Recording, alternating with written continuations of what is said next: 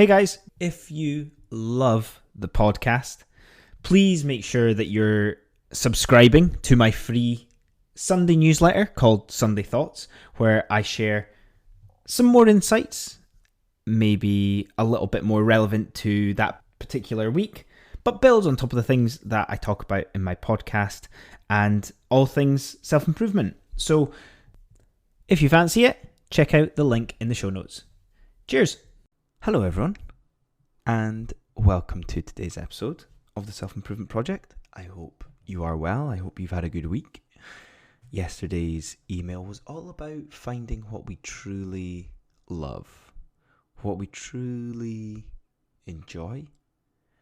And the thing that I love most about this topic is the absolute depth that you can reach as an individual, being so unique to you.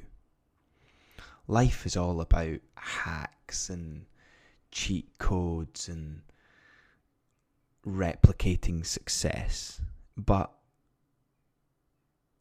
one of life's beauties is actually how unique every single individual is. So if you got yesterday's email, then lovely. You will be thinking on it, I'm sure. And it'll sit on your subconscious even. And if not, then have a think about what are the things that you truly love, that you feel like as a individual you are uniquely great at. It leads me into today's topic. Now, just over a year ago, maybe June, July 22, I shared a lot of thoughts on this topic around time management, around how we spend our time, and I'm going to share and reinforce a few of those thoughts today as they've become more prevalent recently as well. Now, a couple of notes before we get started. These ideas come from 4,000 Weeks, a book by Oliver Burkeman. I'd recommend it. It's very good on understanding the concept of time management and how we've essentially got it wrong. He takes the other side of the fence, and I'll explore a little bit more of those here today. I might also talk a little bit about how, even though it was a year ago I read this, the impact that it has now and how it's still relevant now. But I'd like to start with a quote that I read this week by James Clear, the author of Atomic Habits, that I felt was relevant to this topic as well.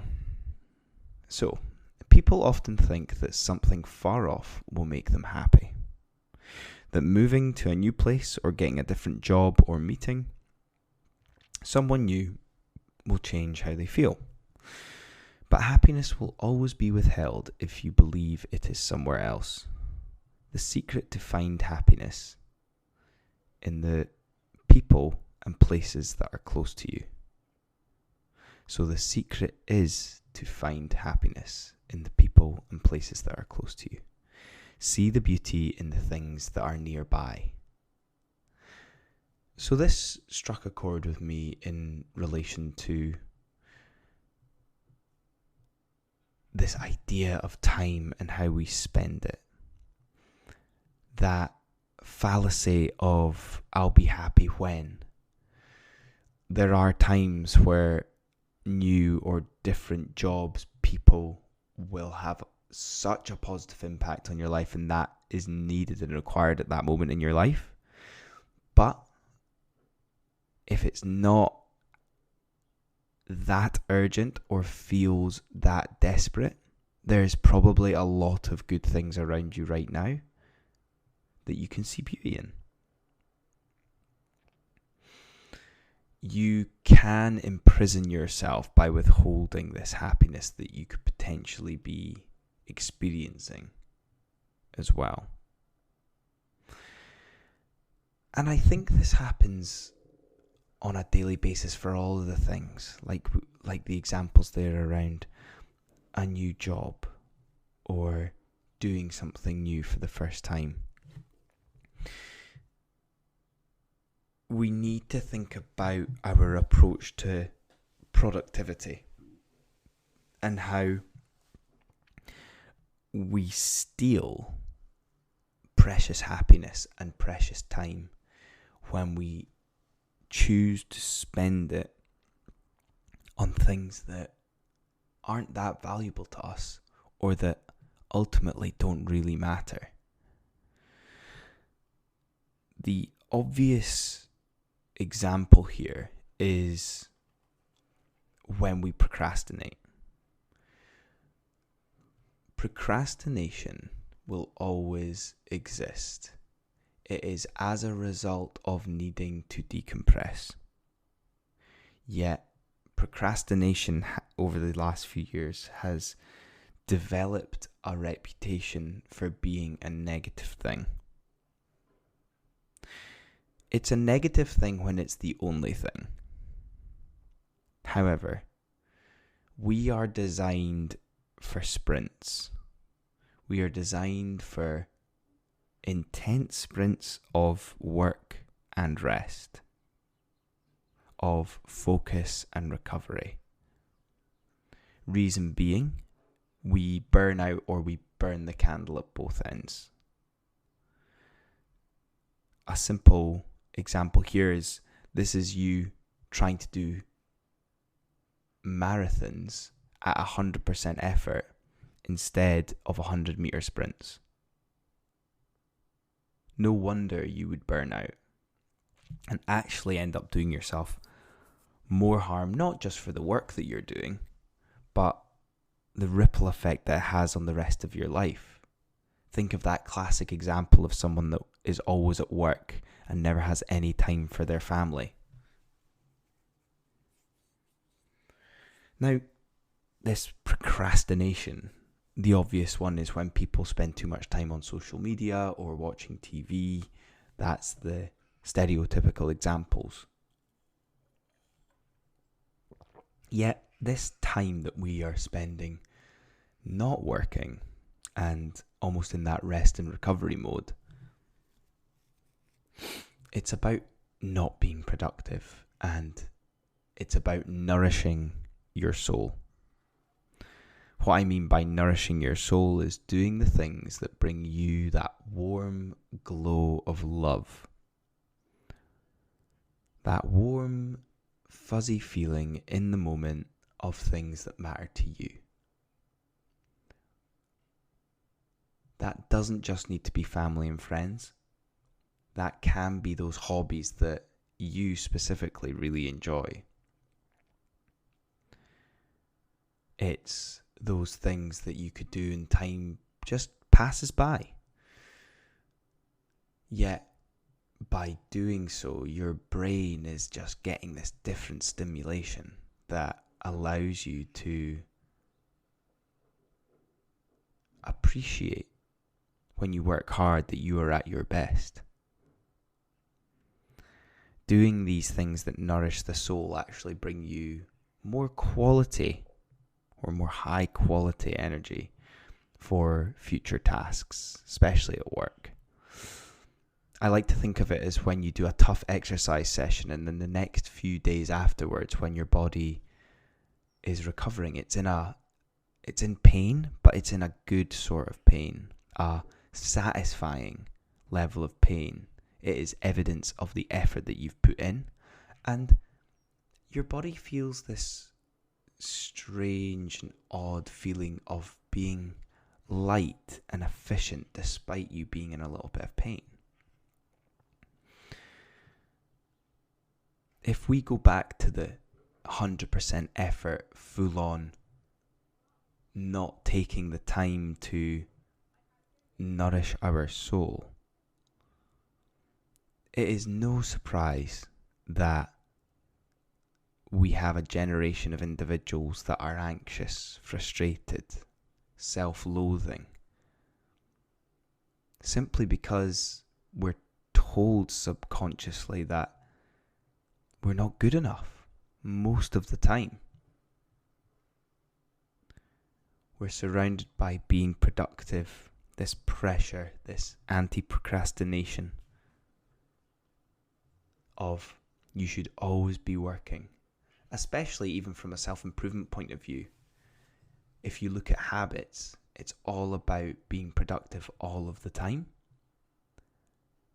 These throwaway comments of, whilst you're watching TV, I'm hustling, or whatever it is that you want to do, that is so unhealthy for us because it steals the joy that we have from the downtime that we deserve from working hard.